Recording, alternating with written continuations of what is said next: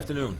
So we're going to call this conference. We wanted to give you an update on the shooting in the 3-2, what seems like a week ago, but was actually yesterday morning. Yeah, and so first we'll have Chief Pichardo have some comments, and then we'll have Chief Maloney give you an update on where we are in the investigation. Thank you, Commissioner. Good afternoon. Thank you for being here.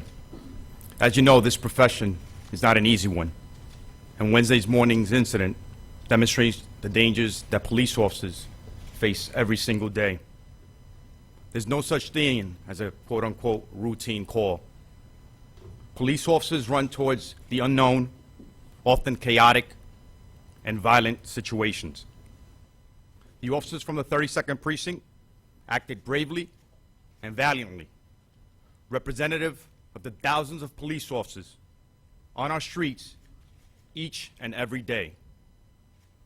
I'd like to introduce Deputy Chief Kevin Maloney. Thanks, Chief. Good afternoon, everybody. I just want to bring us up to speed where we are in the 3-2 officer-involved shooting from yesterday. Before I begin, this is still an ongoing active investigation. You know, like the Commissioner referenced, we're about 36 hours post-incident at this point. So I just want to bring you up to speed where we are at this stage of the investigation. Wednesday morning at approximately 01:51 hours, uniformed officers assigned to the 3-2 precinct responded to a radio run of a 1039 harassment at 2785 Frederick Douglass Boulevard. The 911 call reported that there was the disturbance on the second floor hallway of that location. Upon arrival at 01:56 hours, the officers spoke to the 911 caller, obtained a further description of the subject, and then began a canvass of that location. The following information is based on a review of body-worn cameras and surveillance footage recovered from this location. As the officers began their canvass on the second floor, the subject is around the corner at the far end of the hallway. The subject is naked and in possession of a firearm. He takes a shooting stance and holds the firearm out, pointing in the direction of the hallway that the members of the service are in. The subject remains in this position for 2 to 3 minutes, positioned to intercept anybody coming around the corner. His actions are captured on the surveillance video that I'll show shortly. Police Officer Wintermute, the lead officer, as he conducts a canvass down the hallway, walks towards the subject. As Officer Wintermute reached the end of the hallway near the subject at approximately 02:04 hours, a violent struggle ensued.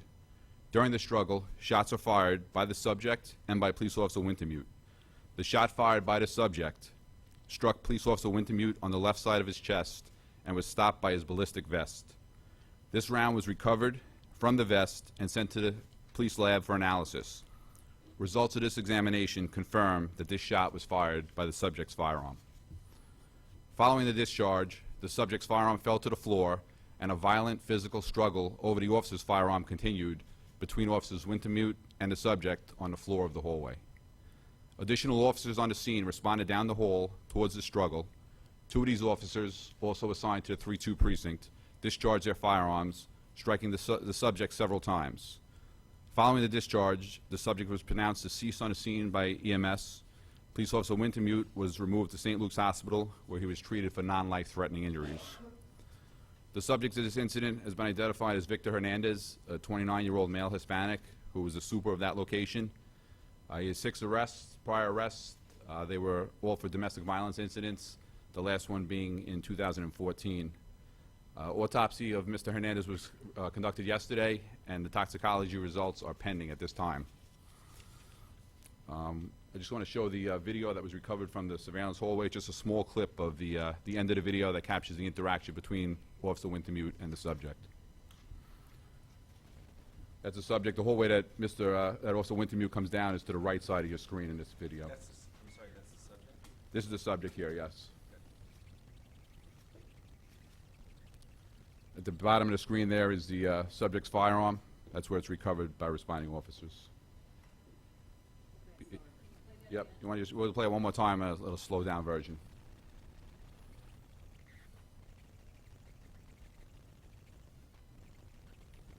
It appears that Wintermute might have fallen down.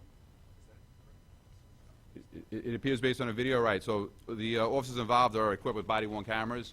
Officer Wintermute also has a body-worn camera. His body-worn camera is damaged during this incident. so we were not able to view his footage. That camera's been sent out to Axon out in Seattle for a forensic analysis, so we'll be able to see better. Based on the surveillance camera here, it looks like as a result of the impact, Officer Wintermute is knocked to the ground, hit and gets up, and the physical confrontation begins. Did Hernandez shoot his dog before encountering police? There was not a dog on the scene. There was a small animal that was discovered deceased in the hallway. It doesn't appear that that animal was shot. It appears that that animal was physically assaulted and died in the hallway. Do you think that Hernandez did that? It's still under investigation at this point. Was the man wearing shoes? He did have some footwear on his foot, and it looks like socks. Other than that, he was naked. While they were struggling, the officer and Hernandez, did other officers fire in their direction? Because I understand yesterday you guys said you were still investigating whether or not this would perhaps trended fire. Right. So the Officer Wintermute and Mr. Hernandez go over to the right side of the screen. That's a hallway that continues further down that second floor. After the shots are fired during the struggle, additional officers respond from that location. They observe the struggle on the ground, and those officers fire from that location towards the subject on the floor as he's struggling with Officer Wintermute. Is there anyone observing the initial struggle before the additional officers arrived? Or is the account based on Wintermute's? Well, we haven't spoken to Officer Wintermute yet. The account is based on this video here and the response of the officers as they respond down the hallway. So then, are you saying that Officer Wintermute, he was shot one time, and that was from the suspect's bullet? Did any NYPD bullets hit this officer, yes or no? We believe that he was shot one time. That round was recovered in his vest, and that bullet was tested at the lab. That bullet came from the subject's firearm. And then whose bullets killed the suspect? The additional officers responded at the scene. They discharged their weapon. Several of those rounds were recovered at autopsy, so we believe those come from those officers. They're just pending further analysis to confirm that. But Wintermute also fired his weapon at the suspect. Correct. Were some of those his bullets in the... The bullets have been recovered. It's just not been determined whose bullets they were at this point. Yes. Sorry if you said this already. How many officers responded? How many discharges were there? And how many times did the suspect hit Hernandez? Sure. So we had one sergeant and 7 police officers respond to the scene, and were on the scene at the time of the discharge. Out of those officers, 3 police officers discharged their weapon. How many times do you remember? Sure. Yep. So it looks like based on the state of load, we're waiting for forensic evidence to come back on the shell cases that were recovered on the scene, but it looks like a total of 17 times. 8 by one officer, 7 by another, and then 2 by Officer Wintermute. How many hit Hernandez? I'm sorry? There was 10 rounds recovered from Mr. Hernandez at the autopsy. Do we know if his gun was legal? We know that his gun was not registered here in New York City. His gun was purchased in 2016 out in Ohio. How it went from Ohio to the scene of this crime is still on part of the investigation, but the firearm was not reported stolen. Do we know what kind of gun it was? Sure. It was a Jimenez 9mm semi-automatic firearm. Couple more? Is there any talk from residents there? Obviously, he was acting erratically according to some of the people we spoke to, but others described him as a hardworking super. You said the last time he was arrested was like 5 years ago. They described him as a hardworking super. Toxicology reports are waiting, but was there any discussion that he had drugs or was using drugs or something? He just snapped? That's part of the investigation. You know, there's some contraband that was recovered at a search warrant. It was recovered at the location.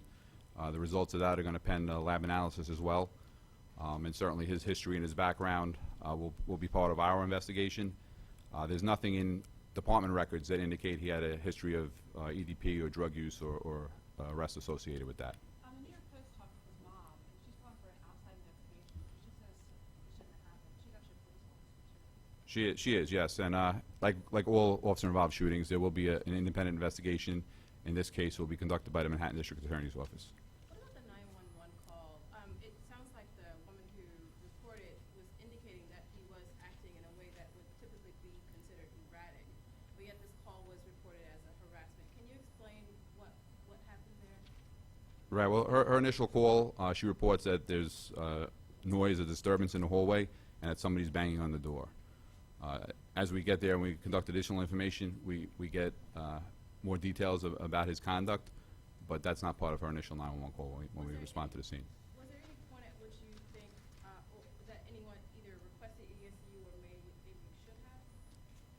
have? At this stage of investigation, we're conducting a canvass for the subject. He's not a barricaded perp.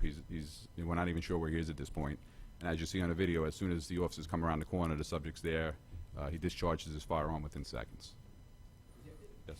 I'm just wondering, what do you make of the recent cluster of police shootings?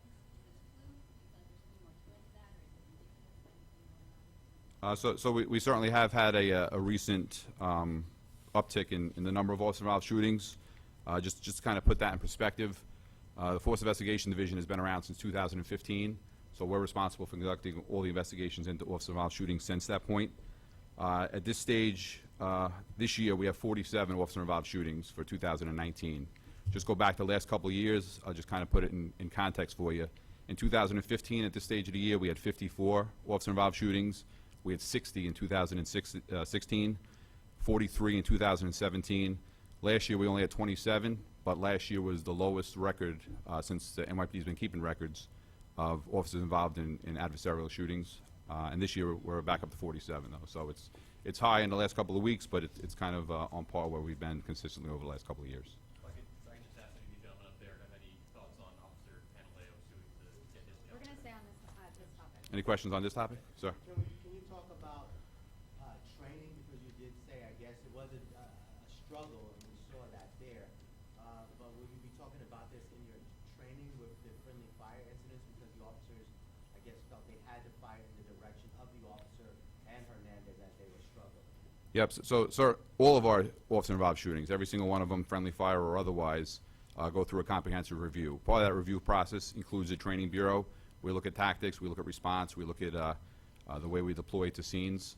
All of that will certainly be part of this investigation as well, and any lessons learned or best practices we can derive out of this will be part of our training, and training bureau will be part of that as well. Does any of that training deal with an officer who is involved with hand-to-hand combat, and with other officers? I'm sorry. Does any of that training address how officers should respond with their firearms, or whether they should respond with their firearms when an officer is involved in a physical struggle with a suspect? You know, so the training certainly deals with armed subjects and fighting with subjects.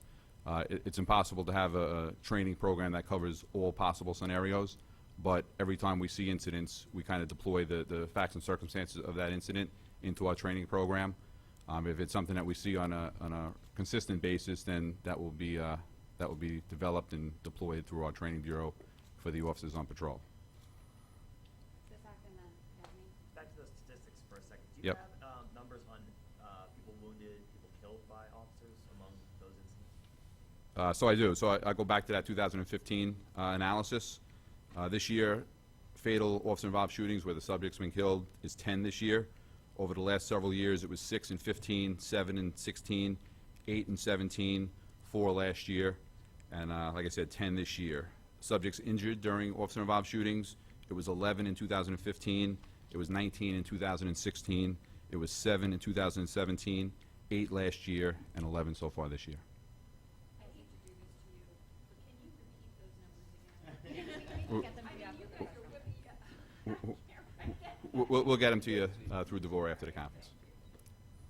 Any other questions? Yasmin, can we actually demystify some of the police tactics involved? So when you get, and I know that these encounters are unpredictable and officers fear for their lives, but when you do get a harassment call and officers respond to a call like this and see someone is armed, what are the tactics involved? What are they trained to do? And having watched the videos, do you believe that the officers followed that training?